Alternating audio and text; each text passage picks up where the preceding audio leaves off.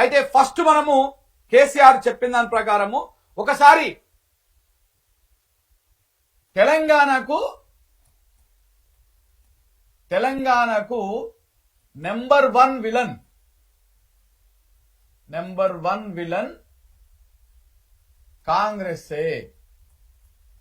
ఇది ఎట్లనో ఒకసారి మాట్లాడదాం. 2 నిమిషాల్లో ఎక్స్ప్లెయిన్ చేస్తాం మిత్రులారా. నిజంగా కూడా తెలంగాణ రాష్ట్రాన్ని ఇవాళ తెలంగాణ రాష్ట్రంలో ఇంతమంది బిడ్డలు అమరులయ్యారంటే, ఇంతమంది జీవితాలు కోల్పోయారంటే దానికి కారణము ఇదే కాంగ్రెస్ పార్టీ.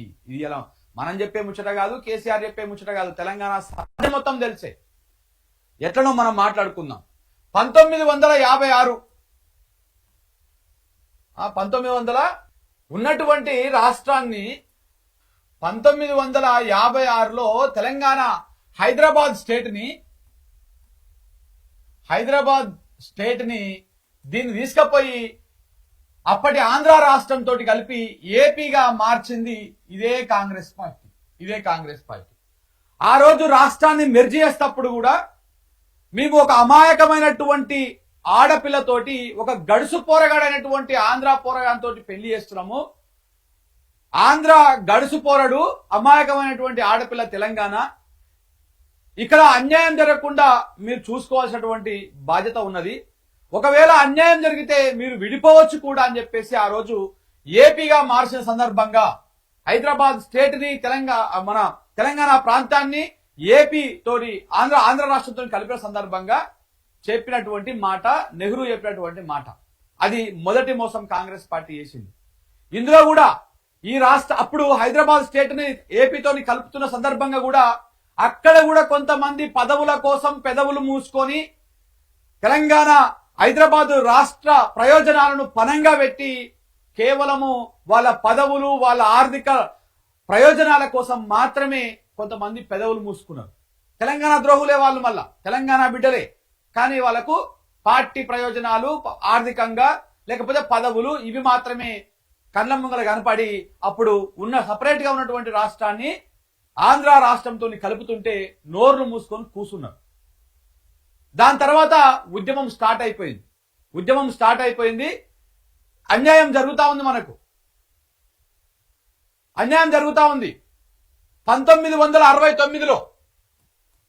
1969లో ఆ ఉద్యమం ఉవ్వెత్తున ఇష్టపడి 1969లో 369 మంది బిడ్డలని పిట్టలను కాల్చినట్టు కాల్చి చంపేసి జై తెలంగాణ అన్నందుకు ఇదే ఇందిరాగాంధీ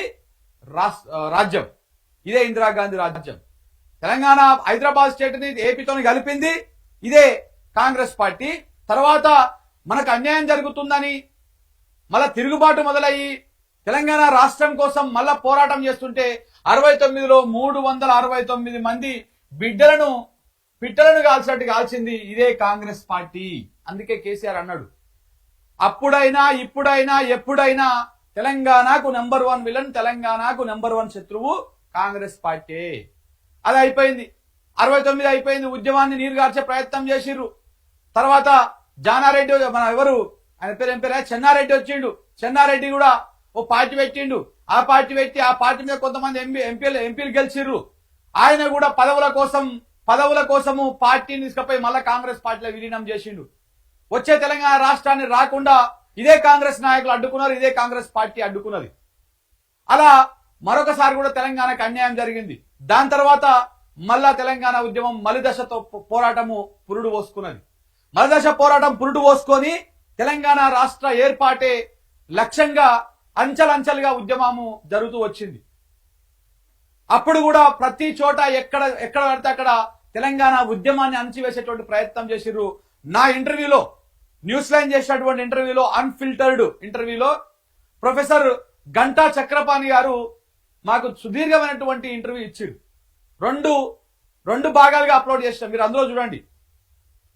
తెలంగాణ ఉద్యమాన్ని, తెలంగాణ వాదాన్ని వినపడకుండా అణచివేసినటువంటి వాళ్ళల్లో కాంగ్రెస్ పార్టీ, చంద్రబాబు నాయుడు, ఎన్టీఆర్ హయాంలో, చంద్రబాబు నాయుడు హయాంలో తెలంగాణ అన్నటువంటి పదమే వినపడకుండా అణచివేసేటువంటి ప్రయత్నం చేసిరు. ఎవడైనా జై తెలంగాణ అన్నా, తెలంగాణ పదం వినిపించినా ఎక్కడికక్కడ అణచివేసేటువంటి కుట్ర చేసిర్రు.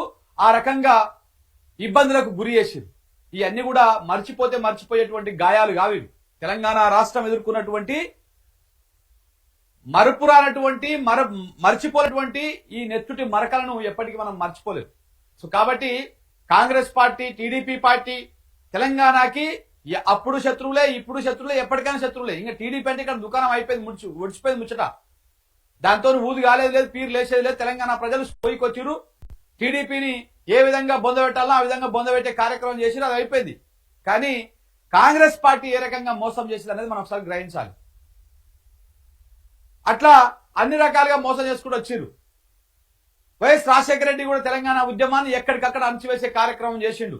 దేశంలో ఉన్నటువంటి అన్ని రాజకీయ పార్టీలతోటి ఒప్పించుకొని దాదాపు 40 పార్టీలతోటి సమ్మతి లేఖలు రాయించుకొని అన్ని చేసి ఒక సుదీర్ఘ కాలం పాటు పోరాటం చేసి ఒక 9 సంవత్సరాల పాటు పోరాటం చేసి 2009లో కేసీఆర్ ఆమరణ నిరాహార దీక్షకు కూర్చున్నప్పుడు డిసెంబర్ 9వ తారీఖు 2009 నాడు సోనియా గాంధీ పుట్టినరోజు సందర్భంగా తెలంగాణ రాష్ట్రాన్ని ప్రకటించడం జరిగింది. తెలంగాణ ప్రకటించడం అంటే రాష్ట్ర ఏర్పాటు ప్రక్రియను ప్రారంభిస్తున్నాము అని చెప్పేసి అప్పటి హోంశాఖ మంత్రి చిదంబరం గారు మీడియా ముందుకు అర్ధరాత్రి వచ్చి ప్రకటించడం జరిగింది. దాని తర్వాత కేసీఆర్ దీక్షను విరమించిన తర్వాత డిసెంబర్ 23 తారీఖు నాడు మళ్ళీ ఆ ప్రకటన మీద నీళ్ళ నీడలు అమ్ముకున్నాయి. ఆంధ్ర పెత్తందారులు, ఆంధ్ర నాయకులు, సమైక్యవాదులు అందరూ ఏకమై ప్రకటన వెనక్కి తీసుకోవాలి. దీంట్లో కూడా కీలకంగా చక్రం తిప్పింది ఇదే చంద్రబాబు నాయుడు. లగడవాటి రాజగోపాల్ రెడ్డి, రాయపాటి, ఆ పార్టీ, ఈ పార్టీ, ఈడు వాడు అందరు కలిసి ఏకమై పార్టీలకు అతీతంగా ఏకమై వచ్చిన తెలంగాణ రాష్ట్ర ఏర్పాటు ప్రక్రియను ఆపేసేటువంటి విధంగా ఏదైతే ప్రకటన చేసిరో ఆ ప్రకటన వెనక్కి తీసుకుంటామని చెప్పేసి డిసెంబర్ 23 తారీఖు నాడు మళ్ళీ ఒక ప్రకటన కేంద్రం నుంచి అప్పటి కాంగ్రెస్ ప్రభుత్వం నుంచి వచ్చింది. ఇగో అందుకే తెలంగాణ రాష్ట్రానికి కాంగ్రెస్ పార్టీ నెంబర్ 1 విలన్. ఇప్పుడైనా కాదు, ఎప్పుడైనా నెంబర్ 1 విలనే, ఎప్పుడైనా నెంబర్ 1 విలనే. సో అట్లా డిసెంబర్ 23 ప్రకటన వెనక్కి పోయినాక తెలంగాణ ఉద్యమాన్ని, తెలంగాణ జ్వాలను ఎవరు ఆపలేని పరిస్థితికి వచ్చేసింది. ఉస్మానియా రగిలిపోయింది. రాష్ట్రంలో ఉన్నటువంటి అన్ని యూనివర్సిటీలు ఎక్కడికక్కడ స్వచ్ఛందంగా ఉద్యమాల్లోకి వచ్చేసి పబ్లిక్ కూడా 2009 వరకు ప్రజలు కొంత అటు ఇటుగా వచ్చినా రాకపోయినా 2009 తర్వాత ప్రజలు ఇట్లా ఉవ్వెత్తున వచ్చేసిర్రు. జై తెలంగాణ నినాదం ప్రజల్లోకి వెళ్ళిపోయింది, తారాస్థాయికి వెళ్ళిపోయింది, గ్రౌండ్ స్థాయికి వెళ్ళిపోయింది. ప్రతి ఒక్కరూ తెలంగాణ కావాల్సిందే, తెలంగాణ ఏర్పాటు చేయాల్సిందే అని చెప్పేసి ఒక బలమైనటువంటి సంకల్పం ఏర్పడింది.